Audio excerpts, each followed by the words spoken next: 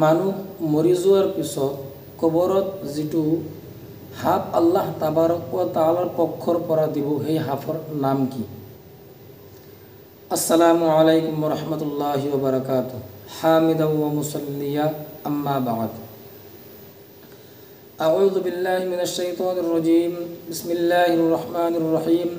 ফাওয়াইলুল লিল মুসাল্লিন আল্লাযীনা হুম আন সালাতিহিম সাহুন। সাদাকাল্লাহুল আযীম। প্ৰিয় শ্ৰোতা মণ্ডলী, আজি মই আপোনালোকৰ লগত কথা পাতিবলৈ আশা কৰিছোঁ মানুহৰ যেতিয়া ইন্তিকাল হয়, ইন্তিকাল হোৱাৰ পিছত সেই মানুহক কি কৰে, কবৰ দি দিয়ে আৰু সেই মানুহৰ কবৰত কি কি আজাব হ'ব আৰু সেই কবৰৰ ভিতৰত কেনেকুৱা হাফ থাকিব, কোন ধৰণৰ হাফ থাকিব আৰু এই হাফৰ নাম কি, সেই বিষয়ে আলোচনা কৰিব খুজিছোঁ। প্ৰিয় শ্ৰোতা মণ্ডলী, কবৰত আল্লাহ তাবাৰক ও তাআলা এটা হাফ দিব। সেই হাফৰ নাম হৈছে আশ-শাজাউল আকৰা, অৰ্থাৎ গাঞ্জা হাফ, টাকলা হাফ। সেই হাফৰ মূৰত চুলি নাথাকে, এনেকুৱা এটা হাফ আল্লাহ তাবাৰক ও তাআলা তাত দিব। প্ৰিয় শ্ৰোতা মণ্ডলী, এই হাফৰ চকু হ'ব জুয়ৰ আৰু নখ হ'ব লোহাৰ। সেই হাফৰ নখবিলাক ইমান লম্বা থাকিব, এজন মানুহে খোজকাঢ়ি এদিনত যিমান দূৰত যাব ইমানখিনি লম্বা হ'ব সেই হাফৰ নখবিলাক। প্ৰিয় শ্ৰোতা মণ্ডলী, এই হাফে কি কৰিব, সেই মানুহক ধ্বংস কৰিব।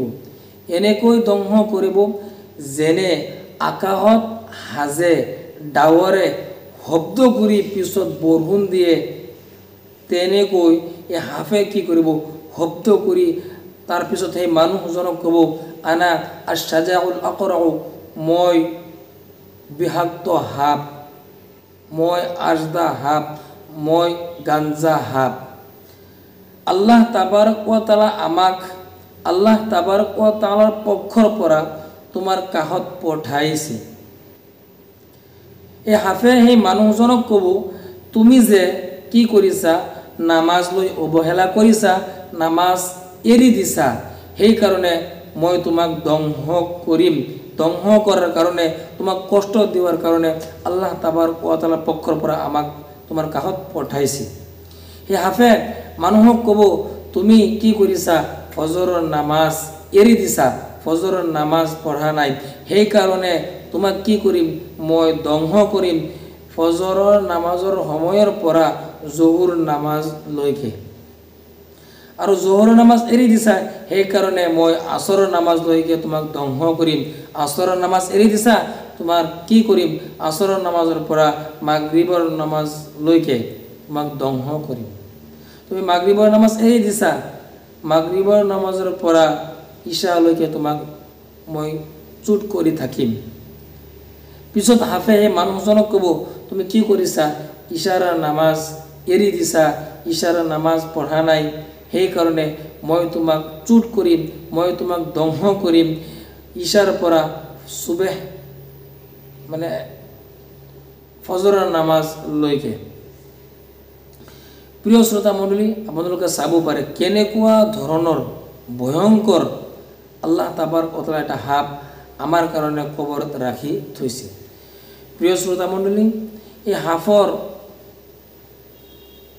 যদি সেই হাফে যদি একবাৰ মানুহক চুট কৰে, ডং যদি মাৰে, তেনেহ'লে সেই মানুহজন কি কৰিব, মাটিৰ ভিতৰত 70 গজ তলত যাব আৰু সেই হাফে কি কৰিব, নিজৰ নখৰ পৰা নখ কি কৰিব, মাটিত এনেকৈ সোমাই দি পিছত সেই মানুহজনক ওপৰত আনিব, আকৌ ধ্বংস কৰি থাকিব, আকৌ মানে চুট কৰি থাকিব। এনেকুৱা কিয়ামতলৈকে হৈ থাকিব সেই মানুহৰ লগত। প্ৰিয় শ্ৰোতা মণ্ডলী, হাদিছ শৰীফত আহিছে যে এই হাফে মুসলসল লাগাতাৰ কি কৰিব কিয়ামতলৈকে সেই মানুহজনক এনেকৈ শাস্তি দি থাকিব। সেইকাৰণে আমাৰ কৰণীয় যে আমি কি কৰিম, 5 ওয়াক্ত নামাজ ভালদৰে পঢ়িম। আল্লাহ তাবাৰক ওয়া তাআলা আমাক আৰু আপোনাক এই দুনিয়াৰ বুকুত পঠাইছে আল্লাহ তাবাৰক ওয়া তাআলাৰ ইবাদত কৰাৰ কাৰণে। যদি আমি আল্লাহ তাবাৰক ওয়া তাআলাৰ ইবাদত নকৰোঁ তেনেহ'লে আল্লাহ তাবাৰক ওয়া তাআলা আমাৰ কাৰণে এনেকুৱা আজদা হাব ৰাখি থৈছে। এইখিনি কৈ আজিৰ মন্তব্য আমি ইয়াতে সামৰি মাৰিলোঁ। ধন্যবাদ। আসসালামু আলাইকুম ৰহমতুল্লাহ।